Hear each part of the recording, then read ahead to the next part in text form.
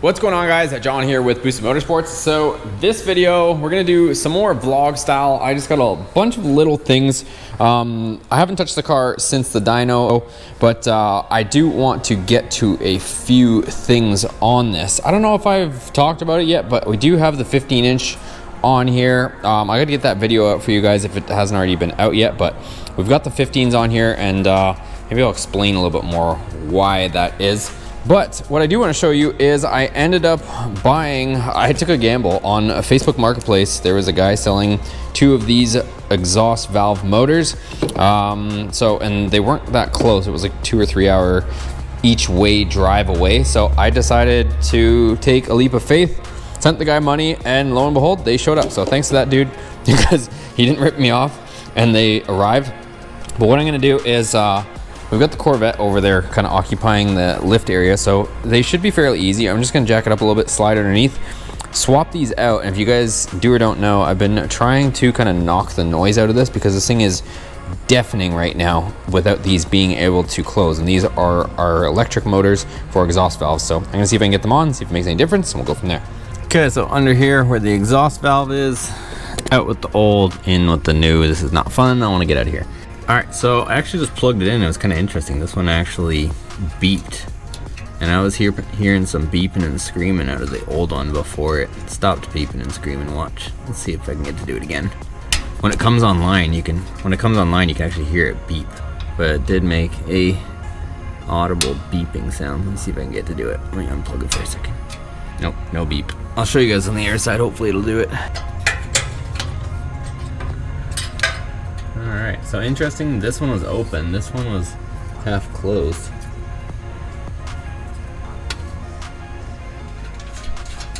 Okay, let's see if this one screams when we plug it in. You'll hear a beep if it's gonna actually work.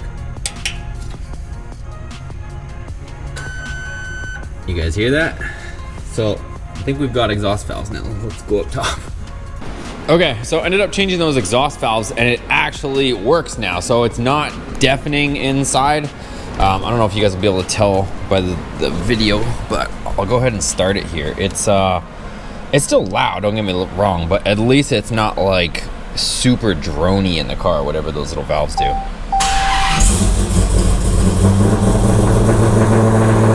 They open there for a minute. I don't know exactly how they work, but I promise it gets a little bit quieter in a minute. Not as bad. Still not great, but it's just not as bad.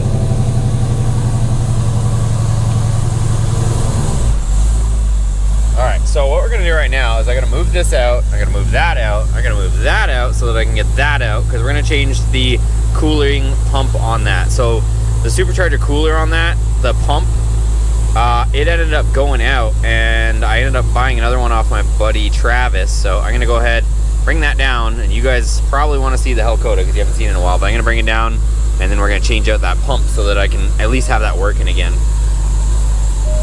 Hopefully you guys can tell I mean, we're in the shop here, but it is slightly quieter. Not much, but maybe like 15% I would say quieter, which is just enough to not be ear piercing. Alright, next one up. Oh boy. I gotta start starting these things more, you guys. So this is another Hellcat swap. You guys haven't already seen. Hellcat swap. Ooh, hopefully she starts. Oh.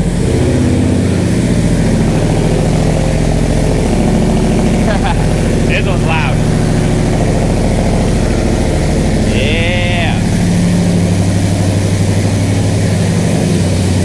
Probably give everything a bath too. Old Faithful. We gotta, once we kind of finish some stuff, we're definitely gonna get back to this, you guys. I'm not done racing this thing. Let me move some junk out of the way and then I'll pull it out with you guys. Oops, I promise I didn't do that on purpose. I meant to move it with you guys, but I moved it over there. This one's just a little bit harder to get out because it's a bigger vehicle and you gotta drive on a crazy angle. So now I gotta push this thing out of my way. Trying to decide where I'm gonna go. I guess I'm gonna have to come through here, push it out so that I can get that out. Ugh, what a pain. What a pain.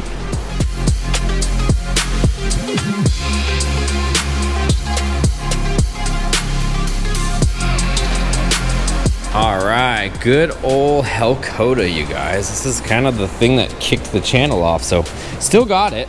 I will say though, if there's somebody that would like to add this to your collection, and I'm not talking 40, 50, 60, even 80,000, but if you would like to add this to your collection, it has to be in the 6 figures, but you could have this because I don't get to drive it or enjoy it enough. I don't know, comment down below what you guys think. Anyways, I have been robbing some parts of this, so I have to put, nothing crazy obviously, but I took the touchscreen out of it when I was doing stuff with our Challenger. So I gotta just put the touchscreen back in it, and I mean, it'll still run and drive right now, but I might as well put it back in since I'm back in here. But this thing is so nice inside if you guys have never seen it or you're new to the channel. But anyways, complete Hellcat interior. But let me put it back together at least so it is completed Hellcat interior, and then we'll move this thing out of here. Hey, Hellkota is alive. Got the dash back in, touchscreen back in. It's just got to reboot so the SRT stuff comes back up. But so you guys are here for the Hellkota. She alive, boys. She alive. I promise we're gonna get to more of the original builds. We just we got to get this ready for LS Fest, and that's only like 3 weeks away. And yeah, just between getting the Challenger ready and then still trying to work on that 426 Whipple Dakota, like there's just a ton going on. But I promise we're getting back to the OG builds here soon. I got so many things. I got door cards for the Ram that we still have to do in, all power door locks, power windows, keyless, all that stuff. And I still need to finish the door panels on this. I don't know, just too many things. So we're gonna move this out just in case I make a bit of a mess. Our coolant pump is right there, so that's what I gotta get to. It's just completely not working. I don't even think I have it plugged in anymore because it was just that done. But let's move this out. Oh, I guess I should probably put on ramps. It's probably a good idea. Hey, there she is, you guys. This thing is nasty. Before those intercooler temps get too much warmer though, we'll shut her off, but we gotta give her one little what's-a.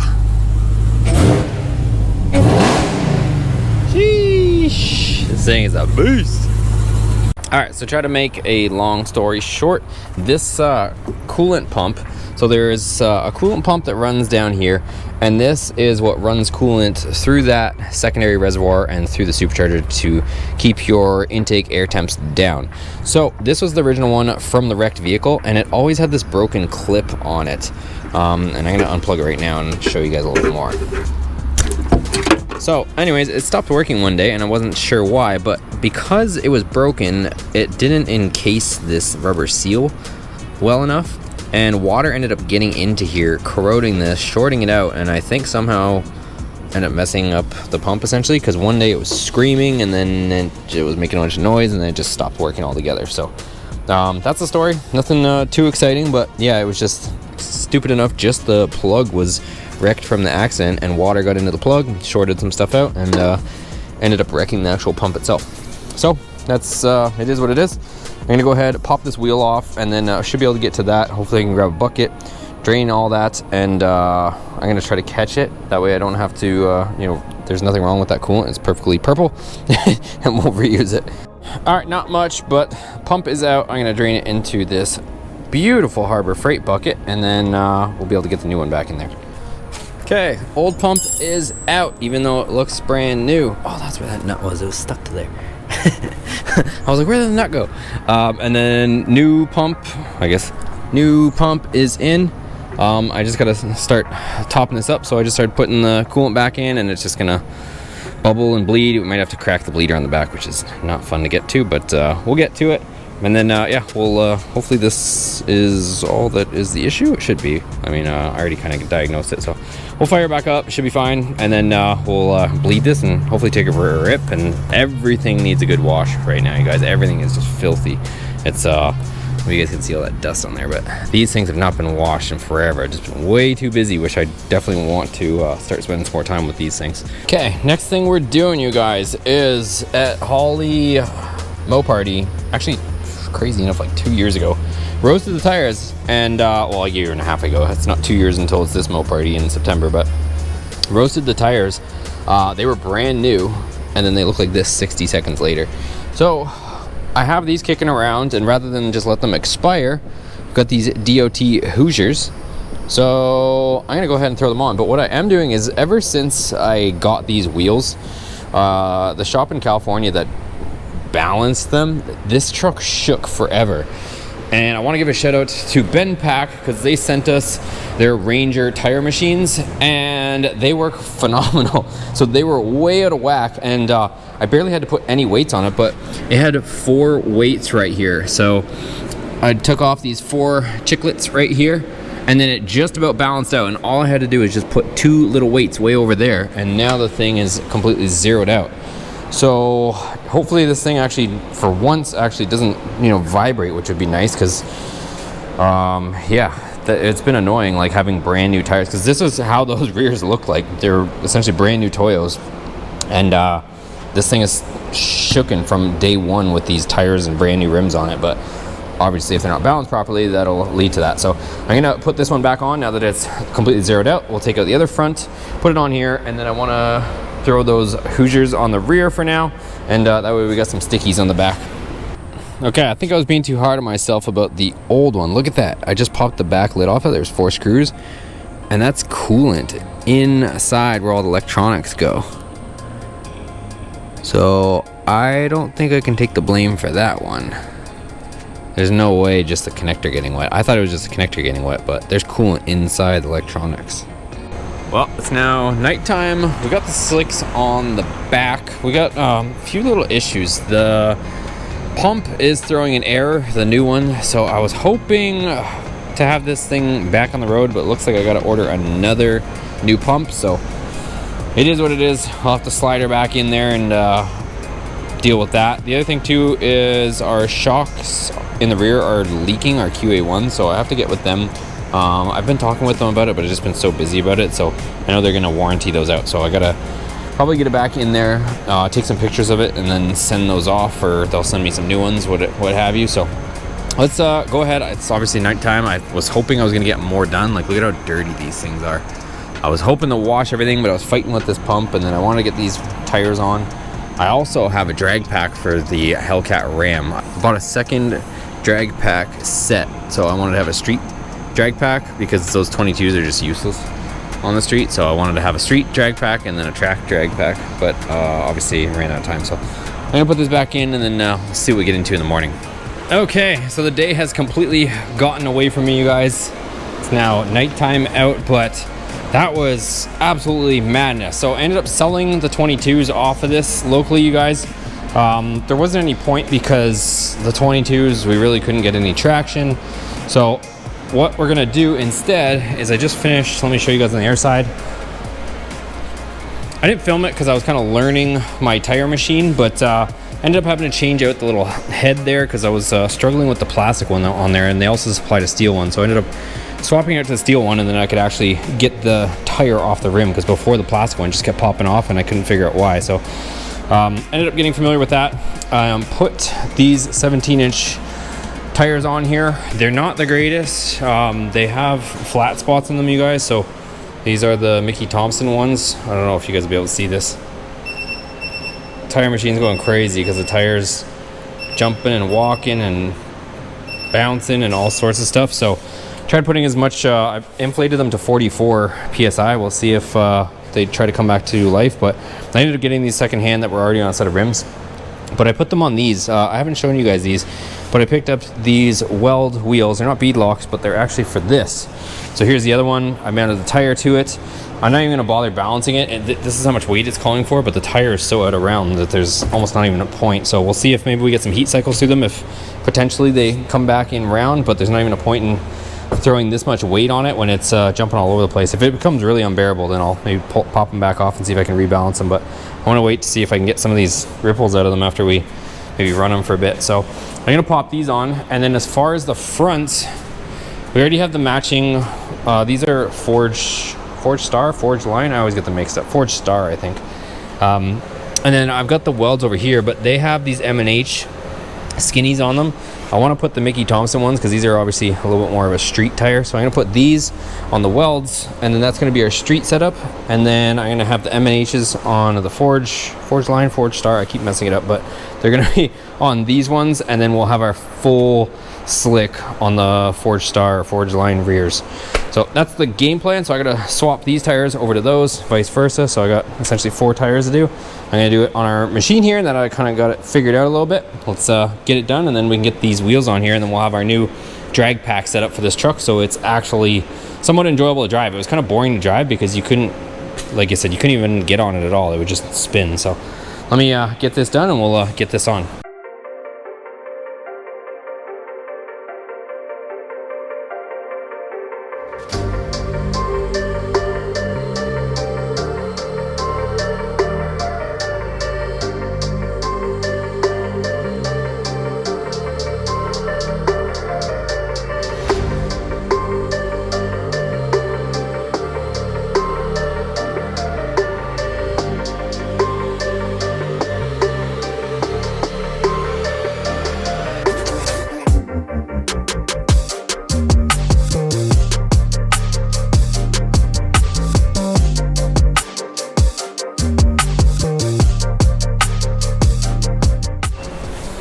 Hey, check it out, just finished balancing them, zeroed out, and even went ahead and put nice black weights on there. So I gotta clean off some of the glue on there, but other than that, we can get these on.